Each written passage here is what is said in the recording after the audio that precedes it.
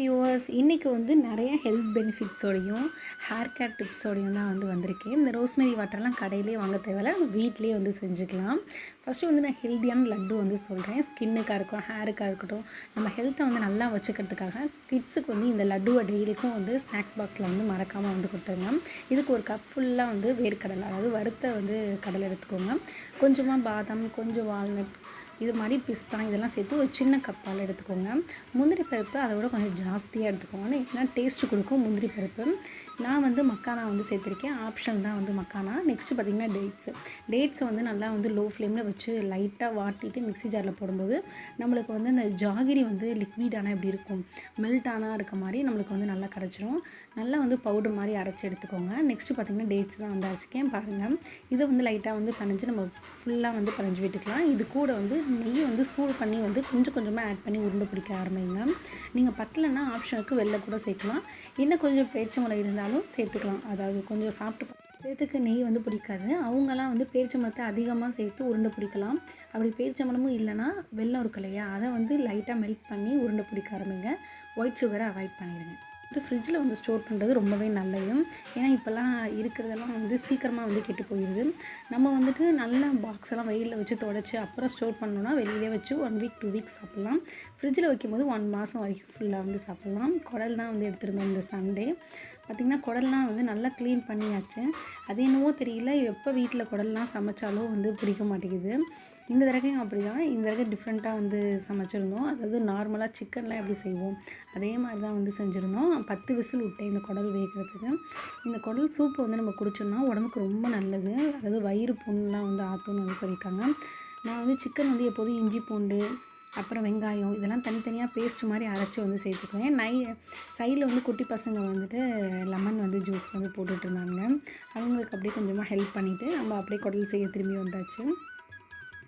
சில பேத்துக்கு குடலே வந்து பிடிக்காது, எனக்கும் அப்படி தான்.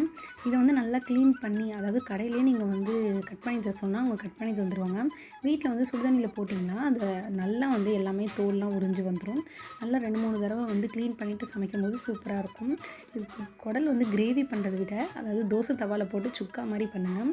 இந்த வீடியோ ஃபுல்லாக பார்க்கும்போதே உங்களுக்கு தெரியும், நான் சுக்காவும் வந்து ட்ரை பண்ணியிருப்பேன். அதாவது கிரேவி பண்ண மிச்சத்தை வந்து வச்சுருங்க, ஃப்ரிட்ஜில் எடுத்து வச்சு நெக்ஸ்ட் டே மார்னிங் வந்து நான் வந்து சுக்கா வந்து பண்ணியிருந்தேன். சூப்பராக வந்து இருந்துச்சு. எப்போதுமே எப்படி சிக்கன் கிரேவி பண்ணிங்களோ அப்படி தான் வந்து இந்த தடவை குடலை வந்து ட்ரை பண்ணியிருந்தேன். லாஸ்ட்டாக வந்து மிளகு ஜீரகம் வந்து போட்டு ஓகேன்னு சொல்லலாம், ரொம்ப சூப்பராக இருந்துச்சுன்னு சொல்ல முடியாது. இன்னும் நல்லா வந்து டேஸ்ட்டாக வரும்போது கண்டிப்பாக நான் உங்களுக்கு வீடியோ வந்து ஷேர் பண்ணுறேன். சைடில் வந்து குடலும் ரெடி ஆயிடுச்சு, சாப்பாடும் வந்து வச்சாச்சு. குடல் பாருங்கள் கொதிக்கும் போது சூப்பராக இருந்துச்சு, சாப்பிடணும் போல் இருந்துச்சு. பட் கொஞ்சோண்டு சாப்பிட்டாவே வந்து ஒரு மாதிரி தவட்டுற மாதிரி ஆயிடுச்சு, ஏன்னா நம்ம வந்து கழுவுனாலையோ என்னமோ தெரியல. இதே கடையில் வாங்கி சாப்பிடும்போது நிறையா சாப்பிட்ணும் அப்படின்னு தோணும். பட் கடையில் வந்து இத்தினோண்டு பார்த்திங்கன்னா 200 சொல்லுவாங்க. இது பார்த்திங்கன்னா சூப்பு வந்து நான் தாளித்து வந்து குழந்தைங்களுக்குலாம் கொடுத்துருந்தேன், ஏன்னா சூப்பு வந்து ரொம்ப நல்லது. சைடில் வந்து ரசம்லாம் வந்து தாளிக்க ஆரம்பித்தாச்சு.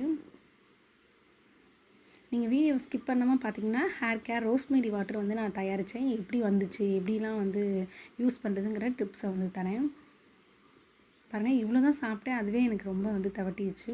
கொஞ்சம் வந்து க்ளீனிங் வேலையெல்லாம் சைடில் பண்ணிகிட்டு இருந்தேன். லைட்டாக எறும்பு வந்துருச்சு, எங்கேருந்தால் அந்த எறும்புக்கு வந்து மூக்கு வேர்க்கும் தெரியாது. கொஞ்சம் ஜீனி கொட்டிடுச்சுன்னா போதும், எறும்பெல்லாம் லைனாக வந்துடுவாங்க. அதெல்லாம் க்ளீன் பண்ணி எடுத்து வச்சாச்சு. நெக்ஸ்ட் பார்த்திங்கன்னா மதியானம், இது மண்டே வந்து, அதாவது சண்டே முடிஞ்சிருச்சு. மண்டே வந்து பார்த்திங்கன்னா வந்துட்டு இது பொரியல் பண்ணியிருந்தேன், அதாவது அவரைக்காய் வந்து பொரியல்னு சொல்லலாம். இது கூட கொஞ்சமாக உப்பு ஆட் பண்ணி லைட்டாக தண்ணி தெளித்து விட்டு வேக வைங்க. தண்ணி நிறைய ஊற்றி வடிகட்டாதீங்க, அதில் இருக்க சத்தெல்லாம் வந்து போயிடும். இது வந்து எள் எப்போதுமே கொஞ்சமாக நான் எடுத்து வச்சுருப்பேன் வீட்டில். புளியோதரை, முறுக்கு, எள்ளு உருண்டை இதெல்லாம் வந்து குழந்தைங்களுக்கு பண்ணி தரலான்னு சொல்லிட்டு ஒரு பாக்ஸில் வந்து எடுத்துருந்தேன். இதை வந்து கழுவி காய வச்சு நான் ஸ்டோர் பண்ணி வச்சுருவேன் எப்போதுமே. சரி, அதனால தான் கழுவிட்டேன். லைட்டாக எப்போதுமே மண் இல்லைனா வந்து கல்லெல்லாம் இருக்கும், அதெல்லாம் வந்து நல்லா கழுவிட்டு தண்ணி வடிஞ்சதுக்கப்புறம் ஒரு பிளேட்டில் வந்து கொட்டிட்டேன். அதாவது நல்லெண்ணெயில் வந்து நம்ம சாப்பிடும்போது எல்லாமே சூப்பராக வந்து இருக்கும்.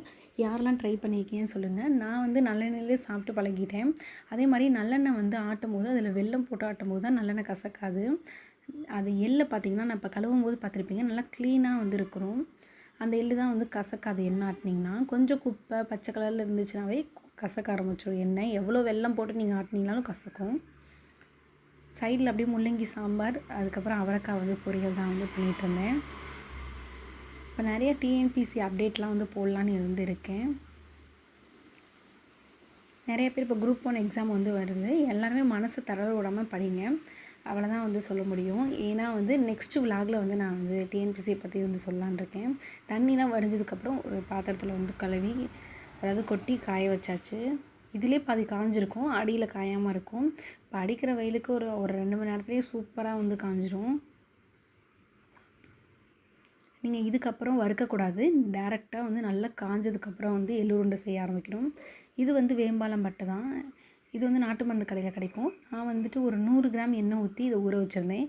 பாருங்கள் எவ்வளோ ரெட்டாக இருக்குதுன்னு வந்து பாருங்கள். எனக்கு வந்து முடி நல்லா வந்து கொட்டிடுச்சு. ஸோ அதுக்கப்புறம் தான் வந்து நல்லா இதை வந்து தடவிட்டுருக்கேன் இப்போதைக்கு. நான் ரிசல்ட் வந்து நெக்ஸ்ட் வீடியோவில் வந்து சொல்கிறேன். வேணும்னா கமெண்ட் வந்து பண்ணுங்கள். அது மாதிரி நரமுடியும் வந்து மாறுமா மாறாதான்னு வந்து நெக்ஸ்ட்டு விலாகில் சொல்கிறேன். எவ்வளோ ரெட்டாக இருக்குதுன்னு பாருங்கள். இதில் வந்து இந்த கன்சிஸ்டன்சிக்கு தான் நம்ம வந்து ஊற்றி வைக்கணும். சில பேர் நிறைய எண்ணெய் ஊற்றிடுவாங்க. நெக்ஸ்ட்டு மஞ்சள் வந்து நம்ம வீட்டிலே அரைச்சிடுறது ப்ரிப்பேர் பண்ணி மஞ்சளும் காய வச்சாச்சு. இதையும் ஒரு தடவை வந்து நம்ம கிளறி விட்டோம்னா ஈரம்லாம் மேலே வந்து அதுவும் காய ஆரம்பிச்சிடும்.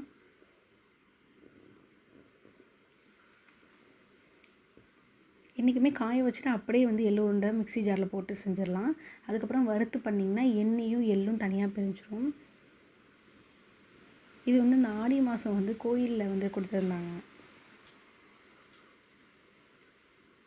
குடல் கிரேவியை வந்து நாங்கள் சுக்கா மாதிரி கொஞ்சம் வெங்காயம் தக்காளி போட்டு பச்சை மிளகாய் போட்டு அதில் லைட்டாக பெப்பர் போட்டு இறக்கியாச்சு. இப்போ தான் நான் ஹேர் கேர் ட்ரிப்ஸுக்கு வந்திருக்கேன். இது வந்து அதாவது ஒரு கை ஃபுல்லாக ரோஸ்மெரி எடுத்துக்கோங்க. லீவ்ஸ் காஞ்சதாகவும் சரி, அதாவது பச்சையாக இருந்தாலும் சரி. அதாவது 2 டம்ளருக்கு ஒரு கை ஃபுல்லாக வந்து ரோஸ்மெரி போட்டுக்கோங்க. நல்லா வந்து கொதிக்க விடுங்க. கொதிச்சதுக்கப்புறம் பார்த்திங்கன்னா நல்லா red colour rose colour red மாதிரி வந்துருக்கும். இது ஒரு கலராக இருக்குது, என்ன கலர்னு தெரியல. அதாவது வீடியோவில் பார்க்கும்போது உங்களுக்கு வந்து ஒரு மாதிரி ப்ரௌன் கலராக இருக்குது. ரோஸ் கலர் அதாவது ரெட்டும் ரோஸு கலந்தால் எப்படி இருக்கும் அப்படி இருக்கும். இதை வந்து நீங்கள் அப்படியே வந்து ஃப்ரிட்ஜில் 1 வீக் ஸ்டோர் பண்ணி ஸ்ப்ரே பண்ணி எடுத்துக்கலாம். இது வந்து வேம்பாலம் பட்டை. இது கூட நான் கருஞ்சீரகம் ஆட் பண்ணியிருக்கேன். வேம்பாலம் பட்டையை ஒரு 100 ml தேங்காய் எண்ணெயில் தான் வந்து ஊற வச்சுருந்தேன். 24 hours வந்து ஊற வச்சுருந்தேன். அதுக்கப்புறம் பார்த்திங்கன்னா நல்லா வந்து ரெட் கலராக எண்ணெய் மாறிடுச்சு பாருங்கள். ஏன்னா நம்ம கொஞ்சம் கொஞ்சமாக ப்ரிப்பேர் பண்ணி தரும்போது ஃப்ரெஷ்ஷாகவும் இருக்கும், ஆயிலும் வந்து கெட்டு போகாது. இது கூடயே வந்து ஹேருக்கு வந்து மருதாணியும் வந்து அப்ளை பண்ணியிருந்தேன். எனக்கு லைட்டாக வந்து 1-2 ஒயிட் ஹேர் இருந்துச்சு. அதனால் இப்போயே வந்து மருதாணிலாம் அப்ளை பண்ண ஆரம்பித்தாச்சு. நெக்ஸ்ட் வந்து மருதாணி அப்ளை பண்ணி முடிச்சுட்டு அவுரி வந்து அப்ளை பண்ணுவேன். மருதாணி அப்ளை பண்ணதுக்கப்புறம் அன்றைக்கி வந்து ஷாம்பு போடாமல் வாஷ் பண்ணிடுங்க. ஒரு 2 hours 4 hours வச்சுருங்க. அப்போ தான் வந்து முடி வந்து நல்லா ப்ரௌன் அந்த கலர் வந்து கொடுக்கும். மட்டன் வந்து கொடுத்துட்ருந்தாங்க. இதையும் வந்து தவாவில் வந்து நல்லா சுக்கா மாதிரி வந்து பண்ணியாச்சு. நீங்கள் சிக்கன்லேயும் வந்து ட்ரை பண்ணலாம், சூப்பராக வந்து இருக்கும்.